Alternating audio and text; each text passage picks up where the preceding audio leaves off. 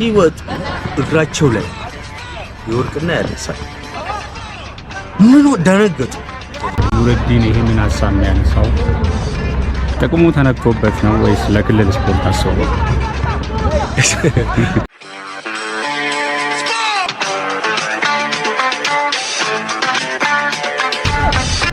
ኑረዲን በድጋሜ እናመሰግናለን። በክፍል አንድ በርካታ ነገር ነው የተጫወትነው።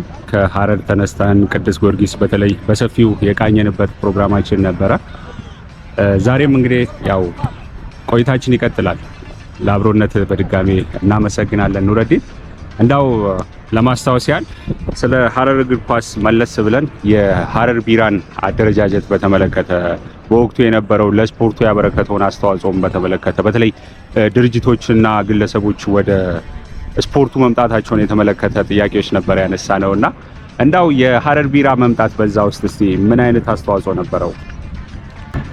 እሺ እኔም ድጋሚ በመገናኘታችን በጣም ደስ ብሎኛል። ይህ ጥያቄ መሰረታዊ ነው። የሀገራችን የስፖርት እንቅስቃሴ ከድሮ ጀምሮ የጎላ ነው። በታሪክም ተጠቃሽ ነው። ብዙ ሰዎችም ለኢትዮጵያ ያበረከተ ክልል አውራጃ እንደነበረት የሐረር ቢራ እኛ የፈራንበት ወደዛ የደረስንበት ትልቅ ደረጃ ለኢትዮጵያ አበርክቶ ያበረከትንበት የክልላችን መነሻ ነው።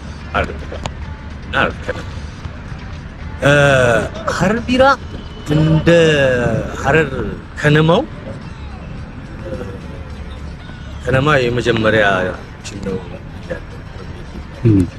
በገቢ ራሱ ከአዲስ አበባ ቀጥሎ ህዝብ በማየት ቁጥር የሜዳ ሁለተኛ ነበር። ምንድነው በጣም ቀደምት መሆናችንን የምናሳይበት ሀገራችን ሐረር ቢራ ትራንስፈር ሲሆን ሰዎቹ የአውሮፓ ልምድ አላቸው። አውሮፓ ውስጥ የማህበረሰብና በአክሲዮን የግለሰቦች የባለ ሀብቶች ፍክክር የሚያደርጉበት ኢኮኖሚውን የሚያሳልጡበት አገር የሚያሳድጉበት ታክስ አንድ እንግሊዝ በታክስ ወደ 25 እስከ 30 ባጀታቸው በስፖርት ታክስ ላይ ተመስርቶ ስለዚህ ምንድነው አስተማሪ የሆነ ነበረ ሁላችን ኦፖርቹኒቲ ያገኘ እና እኔ ድርጅት ሳይሆን ለባለ ሀብት ላስተላልፈው የሚል ነበር። እሱ በጣም ጥሩ ነገር ነው። እንደውም በሀገራችን ላይ ለሌላው የሚያሳይ ሂደትና እንድምታ ነው። ችግር የሆነው ምንድነው? ትራንስፈር ሲሆን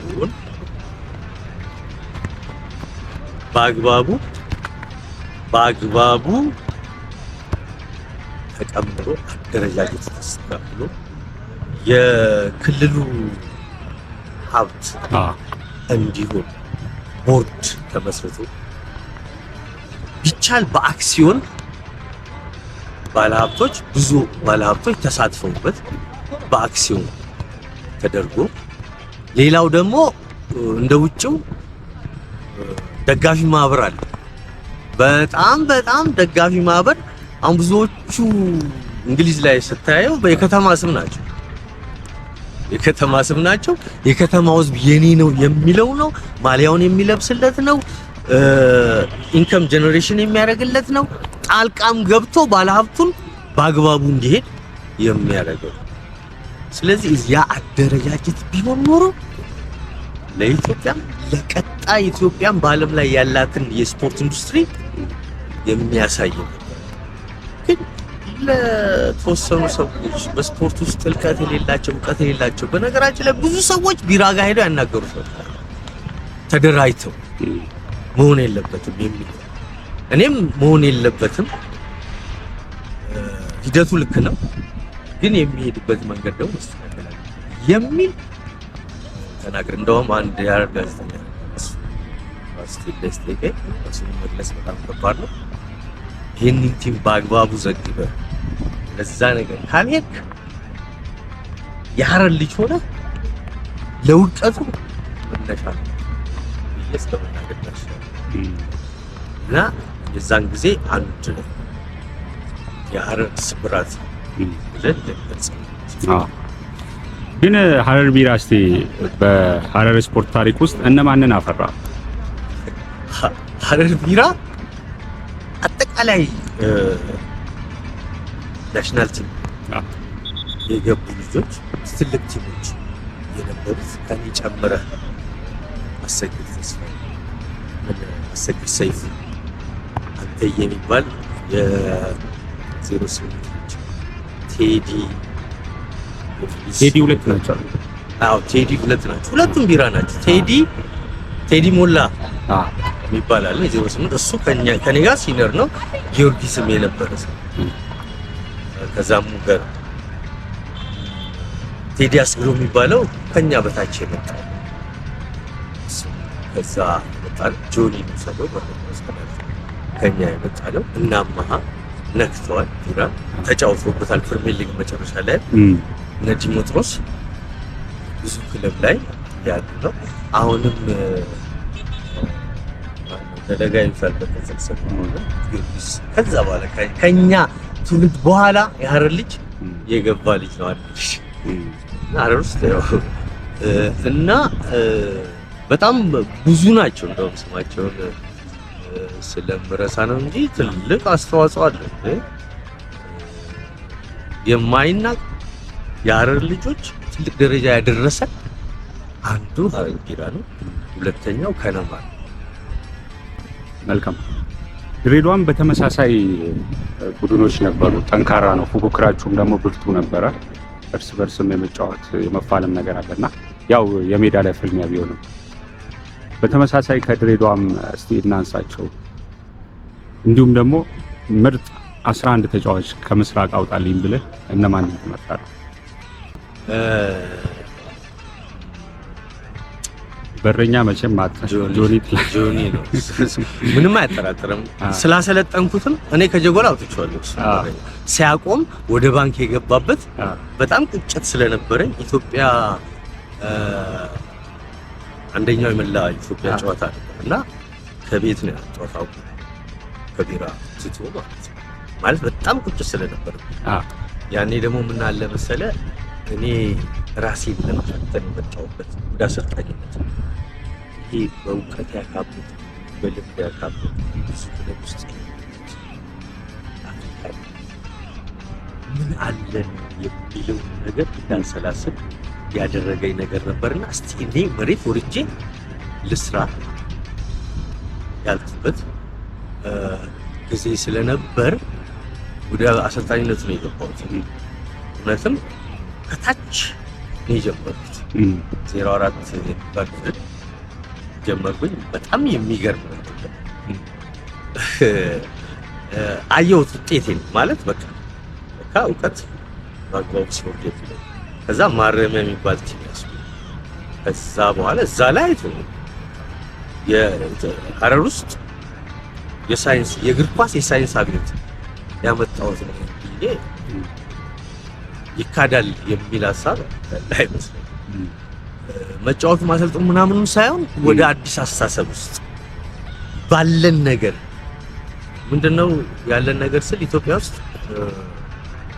ሌላው ዓለም በተፈጥሮ ምንድነው እግር ኳሱ ጊፍት ታለንት ስለሆነ በየጊዜው በየሀገሩ የሚሰጥ ሰዎች አሉ። እነሱ ሰዎች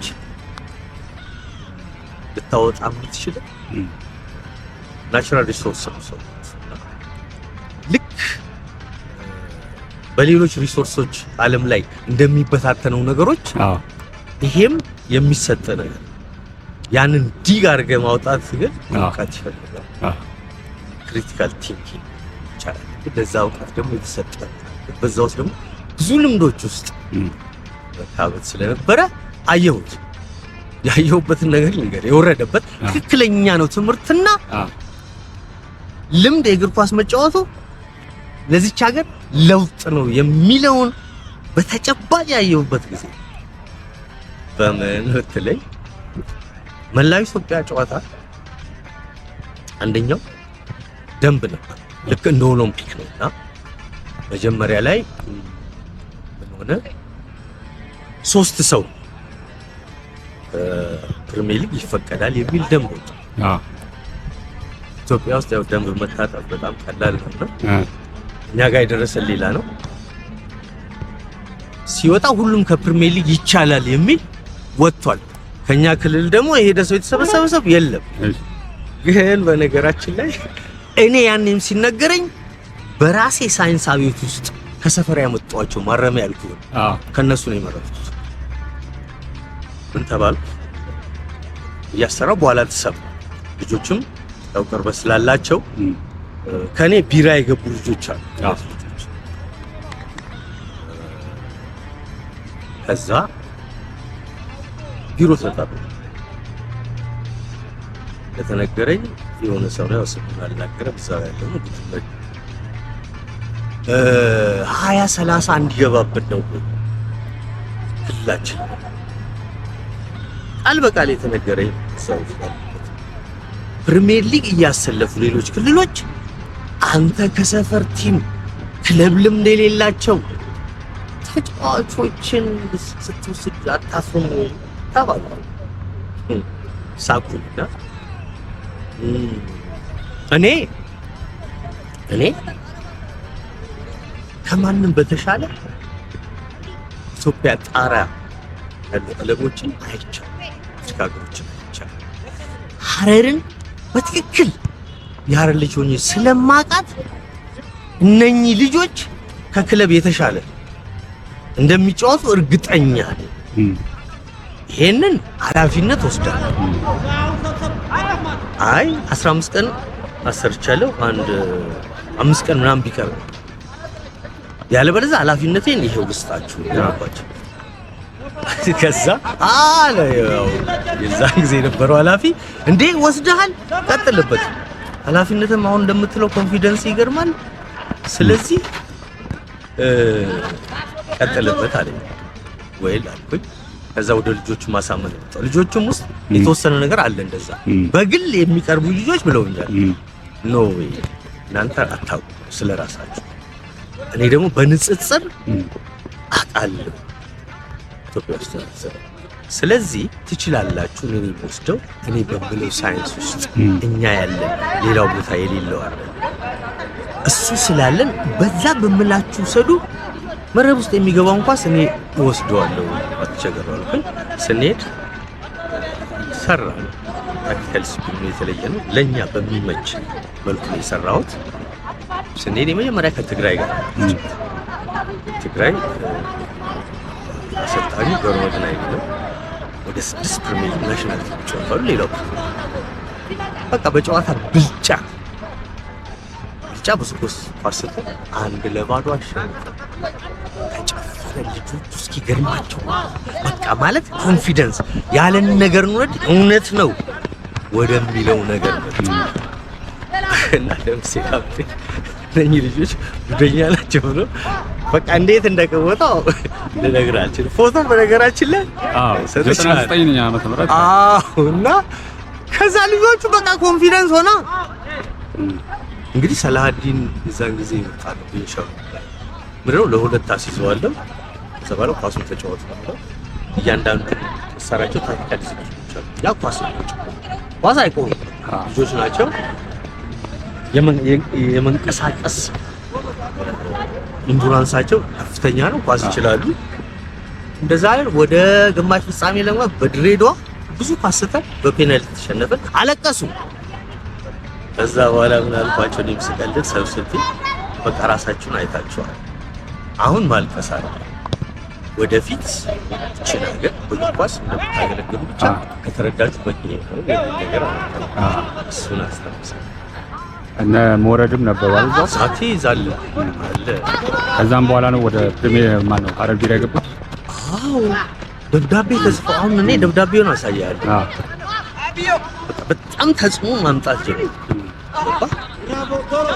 ልጆች በአግባቡ መውጣት ብቻ አይደለም፣ በአግባቡ ሳይንቲፊካሊ የሚፈለገውን አጫወቱ እንዲጫወቱ ስለመጣው ለስንሻ ወረዲ አማሃ እንደውም የዛን ጊዜ ባንክ አገናኝቼዋለሁ። ልጅ ብዙ እና የጻፍኩት ደብዳቤ የተላከልኛል ማለት በጋዜጣም ተችቼ ነው እዚህ ልጆች እያሉ የሚለው። በነገራችን ላይ እሱን ያረኩበት አንዱ ተጽዕኖ ምን መሰለህ? እኔ ራሴ ሀረር ቢራ ስገባ ከሌላ አካባቢ ማምጣት ጀመሩ። እኔ እዚህ ሰው ነገረኝ። ስገባ ሰዎች ጥቆማ ለምን አትወስዱት? ዱቄት ፈርሶ ነው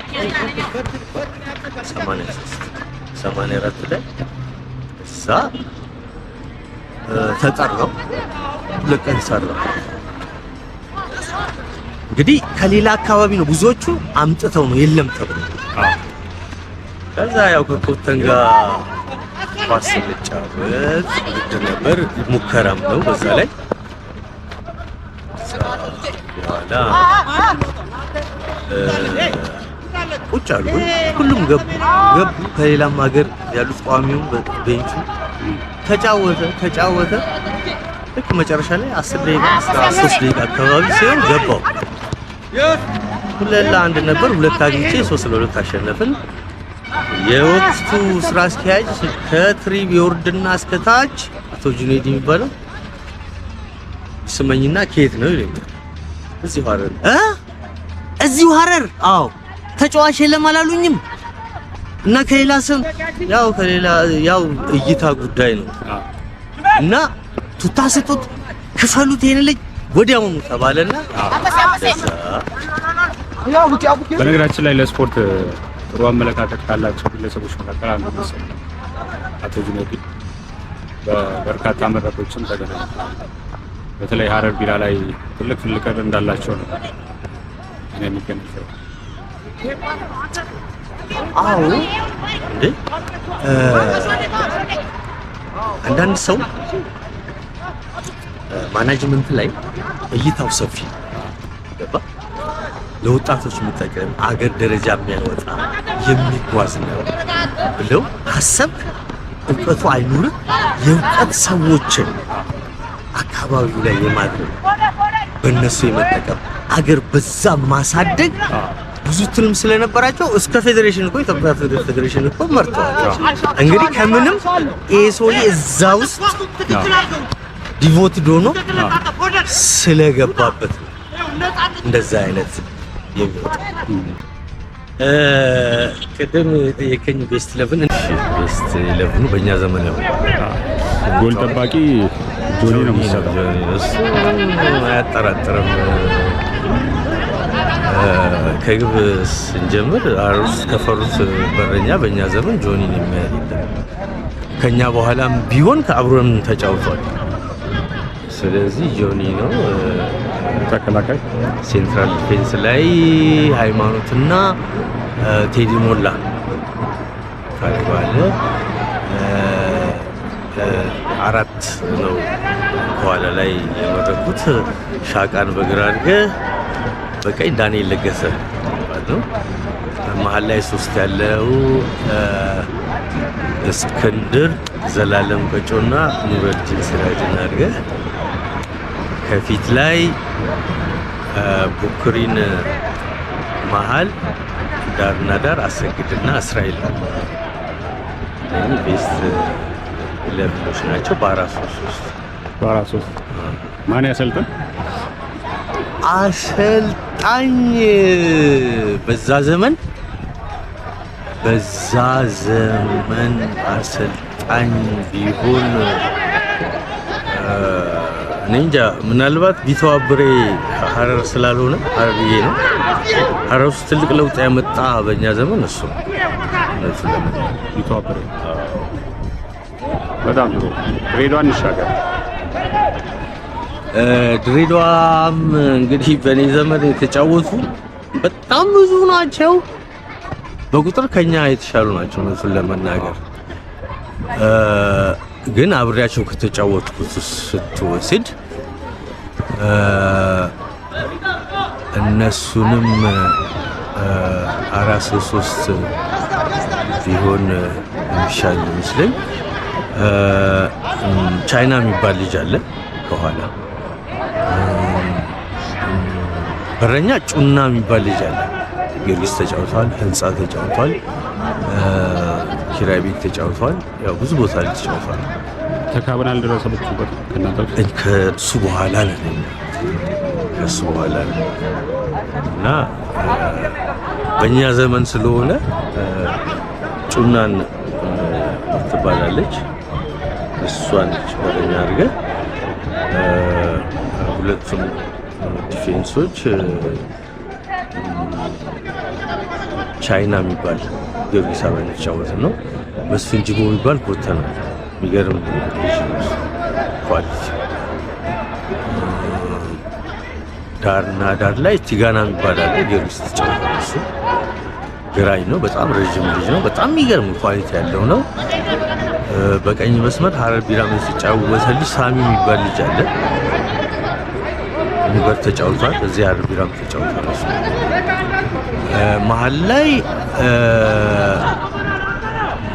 ላይ ከኋላ ዶቃን አድርገህ አሸናፊ ሳይና ኬኔዲ እኚህ ጃይንት የሆኑ ተጫዋቾች ናቸው። በጣም የሚገርመው ዶቃ ለብሔራዊ ቡድን ሳይመረጥ ግን ቶፕ ኳሊቲ ላይ ኑሮ ከሚቆጨኝ ተጫዋቾች ናቸው። አረቢራም ነበር። አዎ እንግዲህ ከኛ በፊትም ነው ሰስቴን አድርጎ እኛ ጋርም የተጫወተ የሚገርም ተጫዋች ነው። ከፊት ሶስቱ እንግዲህ በእኛ ዘመን ስለሆነ ያው ከኛ በፊት የነበረውን ምንም የማያጠራጥረኝ አሰግድ ፔሌን በፍቅር ስለምወደው እሱ በቃ መሀል ላይ ዮርዳኖስ አባይና ወንድማማቾቹ ሲሞን አባይን ታረጋቸው ዘይናቸው። መልካም ሐረርጌ ይሄ ምናልባት አሁን ትልቁ ፈተና የሚሆነው ምስራቅን ወክለው ቢጫወቱ እነማን የሆኑ ነበረ ነው ትልቁ ነገር። መርጆ ነው መርጅ ሆነው ሲጫወቱ ደግሞ ያው ኳሊቲ አለን። ድሮም ድሬዳዋ ላይ የነገሱ ተጫዋቾች አሉ። ያረ እነ ተስፋዬ ሞራ፣ ታደለ የሚባል ሐኪም ምናምን በጣም ጃይንት የሆኑ ድሬዳዋን የተቆጣጠሩ ተጫዋቾች አሉ። እኛ በዛ ዘመንም ቀላል አለ እንዳው ለመናገር አሸናፊ በፊት አሰግድ ወጣት ቲም አሸናፊ ተቀንሶ ይሄ ፋክት ነው የምነግርህ። አሰግድ ግብጽ ሄዷል። ግብጽ ላይ ቤዲንግ አግብቷል። ያው ልጅ ነው ገባ እንትን ማለት አይደለም። የዛን ጊዜ ደግሞ ፍቅሩ አለ አንዱ ላንዱ ምናምን አለ እና እኔ አይደንቀኝም መርጃ አድርጌ ለማምጣት። ለምሳሌ ዲፌንስ ላይ ቴዲ ሞላ ጊዮርጊስ የሐረር ልጅ ነው። ጊዮርጊስ ተጫወተ። ሃይማኖት ሞር ድሬዳዋ ላይ ታወቀም ሐረር ፖሊስ ዶሚኔት የምታደርግ ልጅ ነች። ዳርና ዳር ላይ ቲጋና ቅድም እንዳልኩ በኔ ዘመን ስለነበረ መስመር ላይ ታረገዋለህ።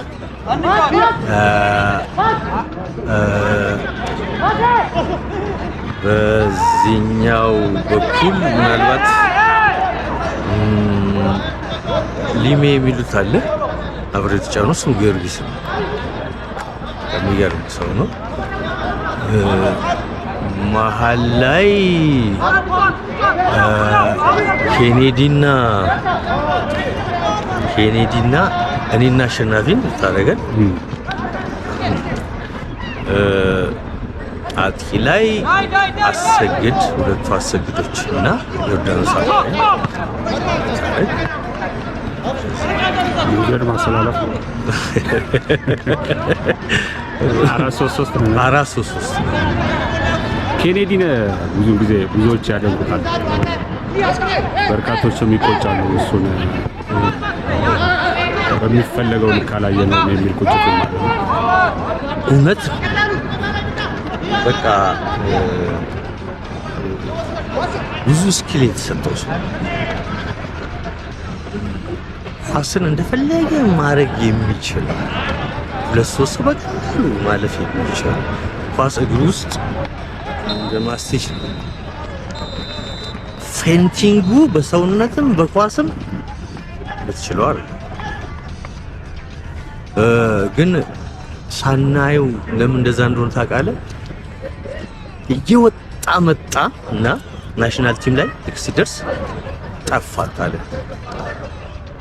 እንግዲህ ፒክ ፖይንት ላይ የሚባለው ፕሮግረሱ እየመጣ ትንሽ ቢጫወት ኢትዮጵያን የሚገዛ ተጫዋች አይደለም። ወደ ፕሮፌሽናልነቱ በዛ ታለንቱ የሚሄድ ልጅ ነውና ግን ለዛ ነው ትንሽ አይተን እኛ እዚህ ስለሆነ ነው በደንብ የምናገኘው። እዛ እንግዲህ ድሬዳዋ ላይም ስለምንጫወት ድሬዳዋ ላይም ዋንጫ ወስደን አንደኛ ዙር አንደኛ እየመራን ነበር። ጥሎ ማለፉንም ወስደናል። በደንብ እንተዋወቃለን።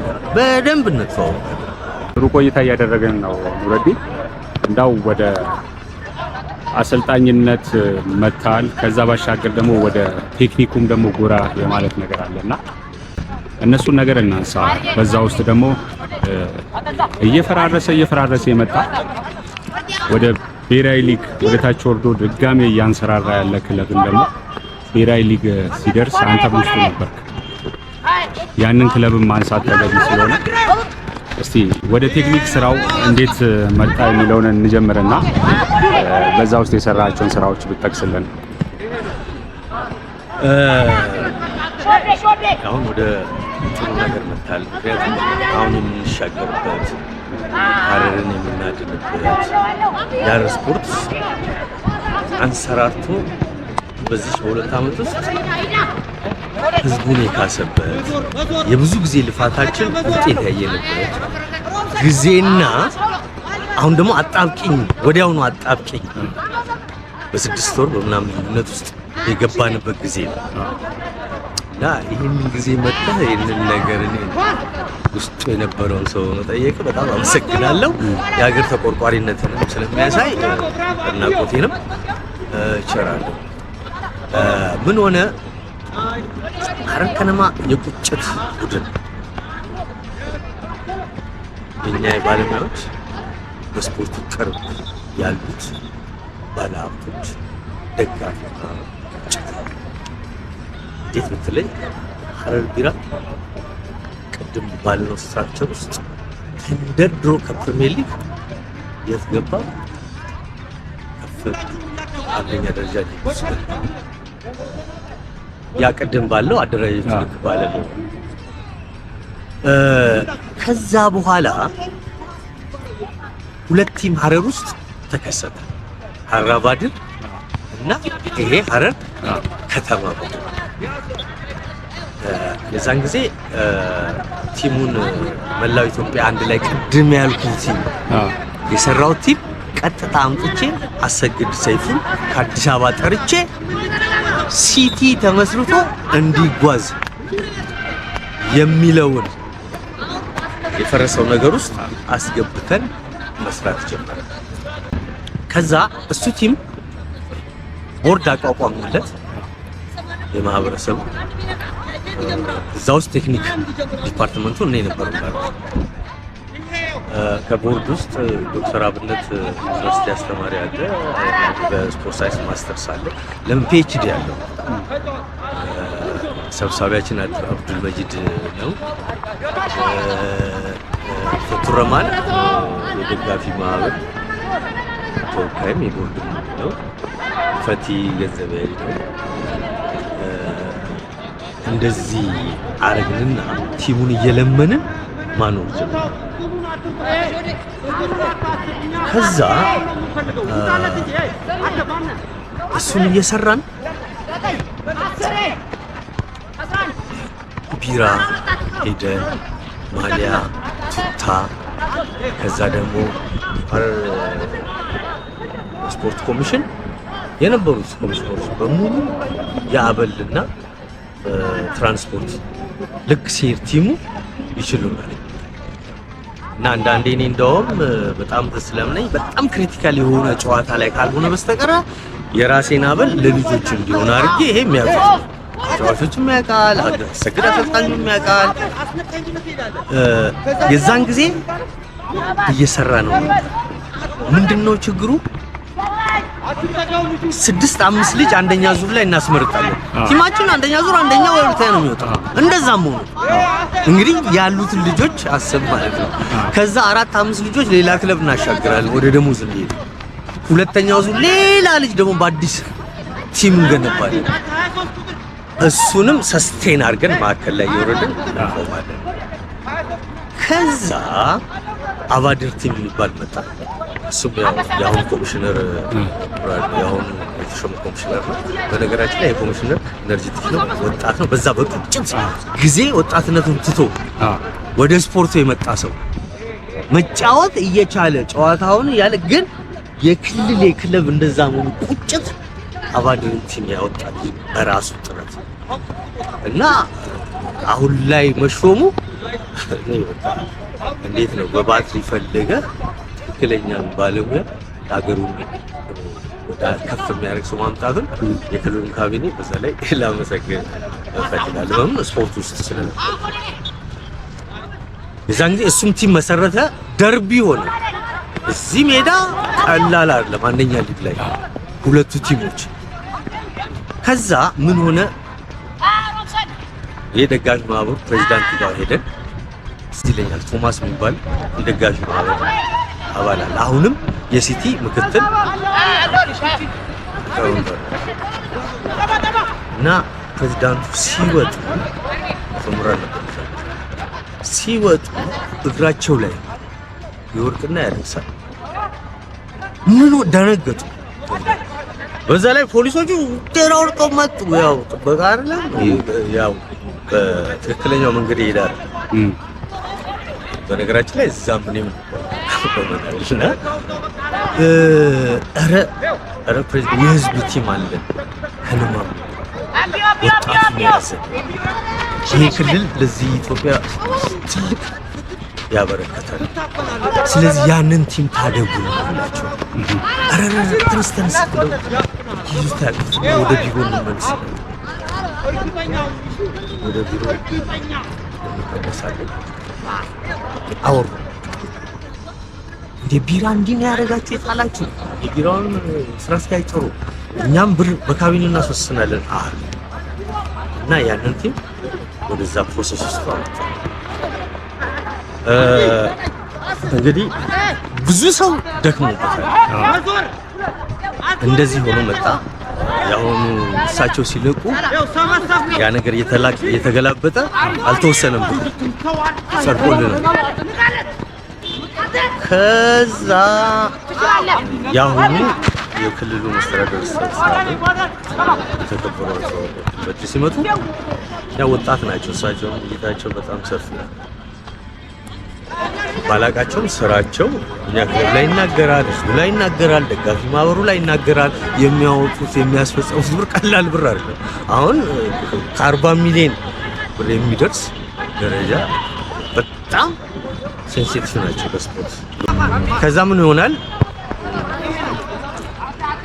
እሳቸው ሄደን ስንጠይቅ እንደዚህ ተወስኖ እንዴት በምስሩና አስወሰኑ። እዛኛ ሀሳብ የነበረን ትንሽ ልምድ የነበረን እኛ ቦርዶች በግል የምንሰራው ጥረታችን እስከዚህ ነበር። አሁን ወደ ማዘጋጃ ወደ ህዝብ እንደገና መንግስት መዋቅር ያለው ያስተዳድረው የሚለው ተግባባል። እንግዲህ በዚህ ውስጥ እንደው ስማቸውን ያልጠራቸው ደጋፊ ማህበር የነበሩ ስፖርት ውስጥ የሰሩ በነፃ ያገለግሉ ተጫዋቾቹንም በነፃ በዛ ጊዜ አሁን ቲሙ እንዲኖር ያደረጉ በክልሉና በክልሉ ውስጥ በራሴ ስም ትልቅ ክብር ሳልሰጣቸው ማለት። በዚህ ሁኔታ ቀጠለ።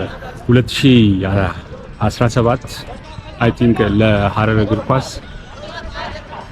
የተስፋ ብርሃን የታየበት ነበር ማለት ይቻላል። ታች የነበረው አንድ ደረጃ ደግሞ ወደ ላይ ከፍ አለ። እዛ ውስጥ ደግሞ አንተ የቴክኒክ እዛ ውስጥ ነበርክና ምን ይመስል ነበር? እሱን ነገር በአጠር ባለ መልኩ እናንሳው። እሺ፣ እዛን ጊዜ እውነት በጣም ትልቅ ስራ የሰራበት ነው። ሶስት ነገሮች አነሳቸው። አንድ ቴክኒካል ዲፓርትመንት እና ያሰፋኝ ማናጅመንት ነው። ከዛ ደግሞ ቦርድ ነው። እኔ ልክ ስገባ እንግዲህ እግር ኳስ ምንጊዜም መርመረህ የምታገኘው ነገር ነው። አዲስ ስለሆነ ሊጉን ነበር ያጠናሁት ከነበሩት አሰልጣኞች ከሃይማኖት እዛን ጊዜ አሁን በኋላ ላይ ታማኝ ምክትል ነበረና ታማኝ ዳመና ምክትል ነበረና እዛን የጀመሩት ከነሱ ተማርኩ። ሊጉን አጠቃላይ የመጀመሪያውን ጨዋታ አየሁ ቃኘውና ከዛ በኋላ ሃይማኖት ጋር አንደኛውን ዙር ላይ ውጤት ነው ያመጣነው። ሁለተኛው ዙር ላይ ያው ፌል አደረገ። አሁን እንደ አንድ ስፖርት ባለሙያ ክሪቲካሊ ምንድነው የሚለውን ነገር አጠናው። ከዛ በኋላ ምን አረኩኝ? ሃይማኖት ሲለቅ ታማኝን አመጣ። ታማኝ ላይሰንስ ነው፣ ብዙ ልምድ የለውም። በጣም ብዙ ጭቅጭቅ ነበር። ደጋፊ ማለት ኖ ልጁ እስኪድ አለ የተወሰነ ጨዋታ ሲባል ሀረርነት ስሜት አለ። ከኔ ደግሞ የተሻለበትን ነገር ሪፖርቱ ላይ ጽፌ ያለው ማለት ይሄ ሰዎችን የመያዝ ተጫዋቾች በባህል የመያዝ ችሎታው ደግሞ ስፖርት ትልቁ ክፍል ነው እና እኔ ቃል ገባሁላቸው ይሄንን ልጅ ይዤ ውጤት ካላመጣሁ በቃ ለቃለሁ ወደሚለው። በተለይ ኳስ በጣም የሚያውቁት የደጋፊ ማህበሮቹ ስለነበሩ የዛን ጊዜ ለፈትራማ ፕሬዝዳንት ስለነበረ ለሱ በቃ አታምነኝም ማለት ነው። በስፖርት አምናለሁ ተደራደሩ ተጫለ አማኝ ገባ።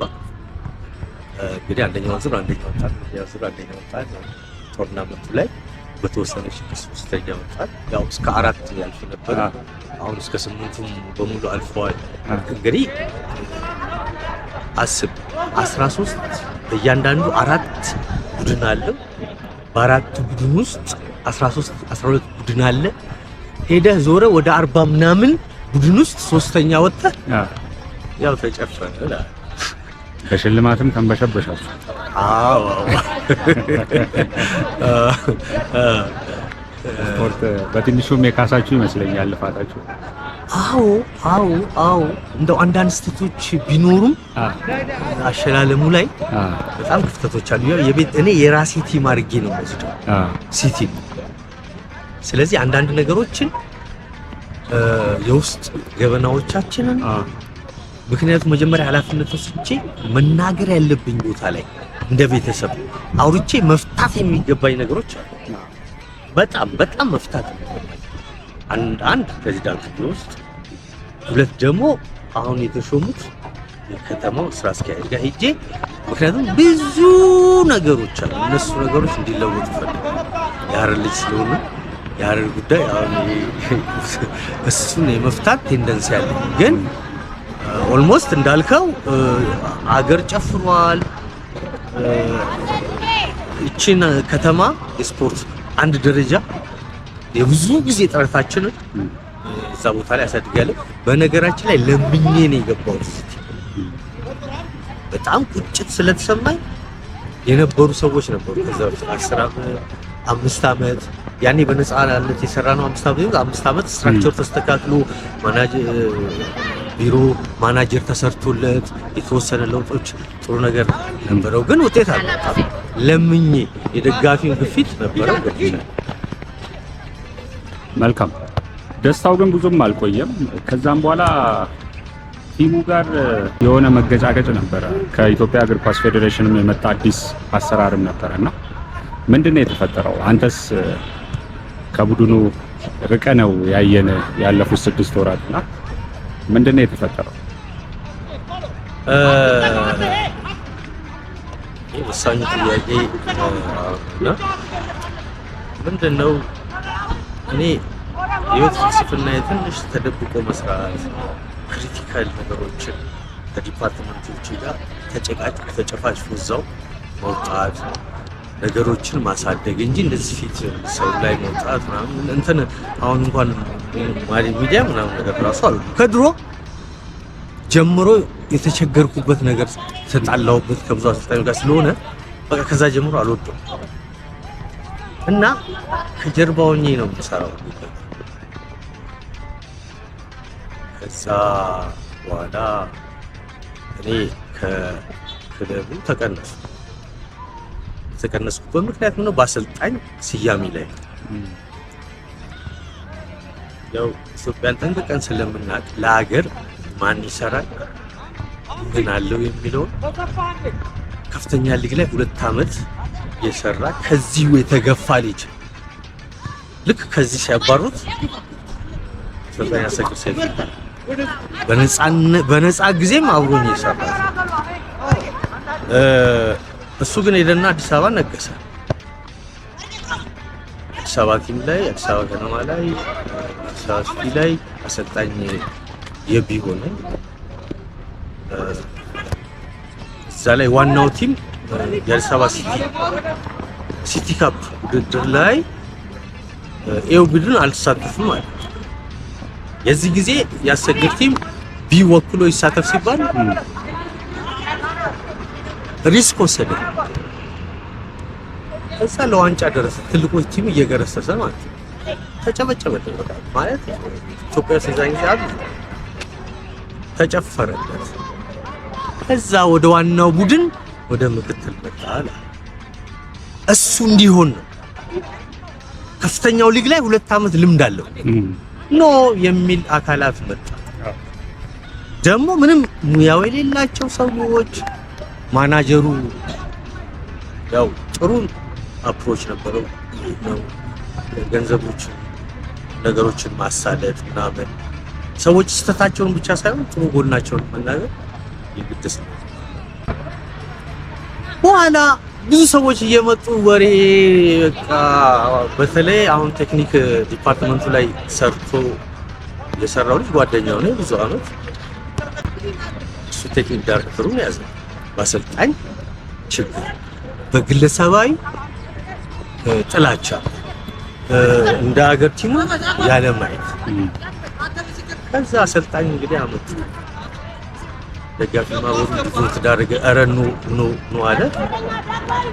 ጭራሽ በጣም ከሚያሳዝነኝ እንደ ባለሙያ ሆኜ አሰልጣኙ መጥቶ ፈርሞ ምክትል አሰልጣኝ ከዛም ከዛ በኋላ ቲሙ 15 ቀን ውጭ ሲቀረው እሱ አዲስ አበባ ይዘናል አሰልጣኝ ለሁለተኛው አሰልጣኝ በዛው አዋሳ ነበር ውድድሩ በዛው የሄደ ነው። ይሁሉ ሲሰራ ጸጥታ ነበር የሚታየው። ይሄ ብቻ ነው። አካባቢ ላይ የመጡ ሰዎች እንግዲህ የኔን ባክግራውንድ ተናግሬያለሁ። እዚህ ነበር። እኔ ግን መናገር ያለብኝ የባለፈው ስራ አስኪያጅ ነገርኩኝ፣ ይሰማኛል። እና ያው የምታየው አስረኛ ሆነ አሰልጣኝ በዛው ቡድን ሳይጨርስ አንደኛው 3 ጨዋታ ነው ምናምን እየቀረ ጥሎ ሄደ። ነገሮች ሌሎችም ከክልሉ ስራ አስኪያጅ ከማዘጋጃውና እስከ ካቢኔ ማወራቸው በጣም ብዙ ጉዶች አሉ።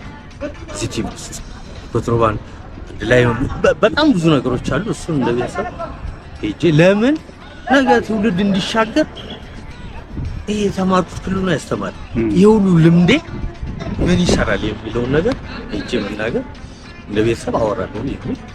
ይቆጨኛል። የሀገሬ ነው እንደራሴ ቲም ነው ማየው ስለመናገር ኖርኩም አልኖርኩም። አሁን ግን ትልቅ መሰራት ያለበት ሪፎርም አወቃለሁ። ተጠያቂና ኃላፊነት ተጠያቂነት ይሰፍን ይገባል። እንደ አንድ ክልል ቲም እንደ አንድ ህዝብ ቲም ያሁኑ አዲስ ናቸው ስራ አስኪያጅ ኃላፊነት ነው የህዝብ ነው አንድ የልማት ስራ ነው ብለው ኃላፊነት ወስደው እያንዳንዷን ነገር each and every ጉዳይ ከማወቅ ጀምሮ ከአሰራሩ ጀምሮ ያዩት ይገባል።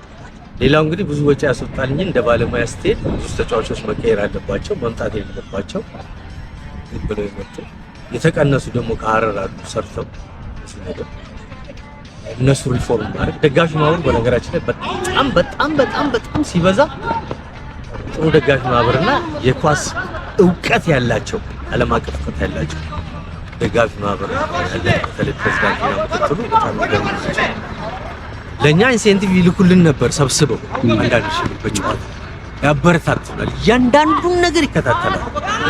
ውጤት ስናመጣ እዛ ሄደው መኪና ይዘው ብዙ ብር አውጥተው አልቅሰው ስንወጣ አልቅሰው ከኛ ጋር ያሉት ደጋፊ ማህበር የሚገርም ደጋፊ ማህበር አለ። ደጋፊዎችም ማለት ነው የሐረር ደጋፊ የሐረር ህዝብም ፍቅር ከፍተኛ። ስለዚህ ሪፎርም ይፈልጋል። የእውቀት ሰው ዛጋ ምንም ችግር የለም። እኔ አሁን ከፈለኛ አይከፈለኛ በነፃ እየሰራው ለሀገሬ እያልኩ የመጣው ሰው ለምን የገባውበት ነው። ውጤት ሳመጣ ያለኝን ልምድ መሬት ላይ ወርዶ ማየት አለብኝ ከሚሉት ውስጥ አንዱ ያው የህይወት ልምዴ የማህበራዊ ኢንቴግሬሽን ላይ በጣም ደካማ ማንበብና ብቻ የሚሆን ነገሮችን ማሰብ መስራት እሱን አሁንም እቺን ክልል ለማሳደግ ፈርዘር ይሄን ነገር ማስተካከል አለባቸው። እኔ ግን እንደ ባለሙያ አሁንም እቺ ኢትዮጵያ አይደለም ሐረር ሳምፕል ሆነ እቺ ኢትዮጵያ እንድትሻገር ፈልጋለሁ። ያለን ሪሶርሶች አሁን ያለው ኦፖርቹኒቲ ከፍተኛ ኦፖርቹኒቲ አለ። ፕሬዝዳንታችን ብዙ አመት የለፋንበት ባጀት በአጭር ጊዜ ውስጥ ትልቅ ኦፖርቹኒቲ እንዲኖር ትልቅ ብሮችን እየሰጡ ነው። የወጣት ልማት ተስፋ የወጣት እና ተጫዋቾች መቀየር ላይ የፈረሙ ተጫዋቾች አሉ። ስቀንስ መከፍለው ነገር አለ። እሱ ብርን ካልመጣበት ከባለሀብት ከምናምን ሰብስበን ከደጋፊ ማህበሮች ጋር እቅድ አውጥተህ በጣም ዲቴል ሰርተህበት የምታሻግረው። ምናልባት ኑረዲን ይህንን ሀሳብ የሚያነሳው ጥቅሙ ተነክቶበት ነው ወይስ ለክልል ስፖርት አስቦ? እኔ እውነቱን ለመናገር ያደግኩበት የስነ ልቦና ውቅር እናቴ በጣም ቸርች። እኛ ጋር 6-7 ልጆች አድርገው የጎረቤት ዘመድ ትልቅ ቦታ ድረናቸው ትልቅ ቦታ ላይ እኔ ጓደኞቼን የዳርኩ ከኔ አሳልፌ ብዙ ነገር ያደረኩላቸው ብዙ ጓደኞች አሉ። አባቴ በጣም ጂኒየስ የምነሳው ነው።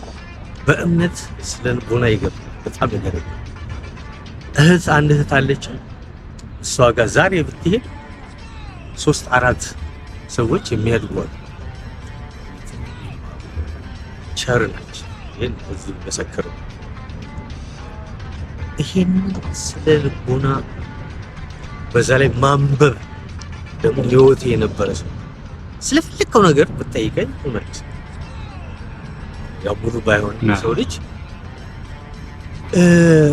ባክግራውንዴንም ስለ ሲቲ ስነግርህ በነፃ ይሄንን ያህል ሰውዬ በነፃ እየሰራው የመጣው ሰው አበሌን ጥቅም የሚለው ነገር ከባድ ነው። ጥቅም የመጣው እኮ አሁን 30-40 ሺህ የሚከፈለው በኔ ጊዜ 750 እንደ ተጫዋቾች 5000 ነው የተከፈለኝ። ውሃና ምን ወተትና ዳቦ በልቼ ነው በረራ ለባህራ ተኝቼ ነው ቲም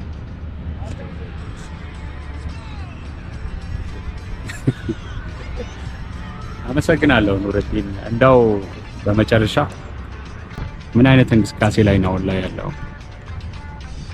ጥሩ አሁን የብዙ ነገር ቁጭቴን የቢሮክራሲው እስኪስተካከል ሄጄ አውርቼ ማለት ወደ ታዳጊ ለማሰልጠን አካዳሚ ማሳደግ ከሙያ ባላጋሮች ያው ሙያ ስትመርጥ እንግዲህ ባለሙያ የሚመርጠውና ብሎ ሰው የሚመርጠው ይለያያል።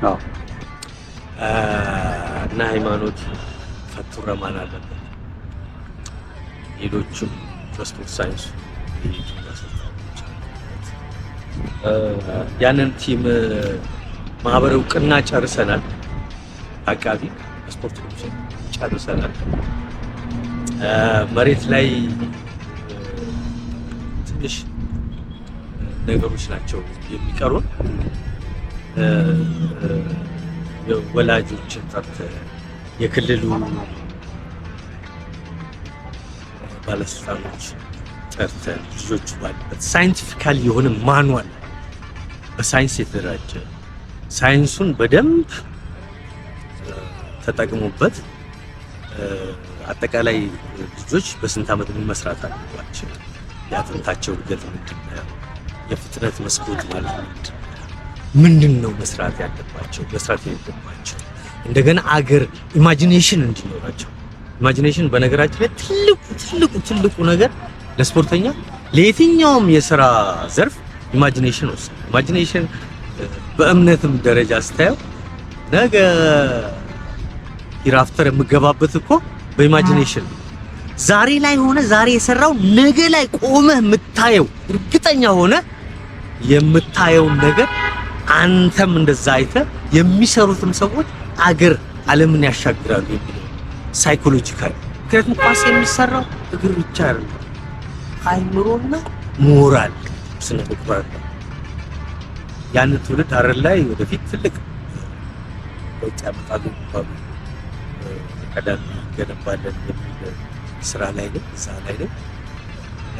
እንግዲህ የክልሉ መንግስት ባለሀብቶች መለከታቸውን ድጋፍ ቢያደርጉ ነገ ለምናየው ራዕይ ስኬት ኑሬ ከልብ አመሰግናለሁ። በሌሎች ፕሮግራሞች እንገናኛለን። የዛሬ ግን በዚሁ እናበቃለን። ለነበረን ቆይታ ከልብ አመሰግናለሁ። እኔም ከልብ አመሰግናለሁ። በርታ፣ ለሀገር ትልቅ ስራዎችን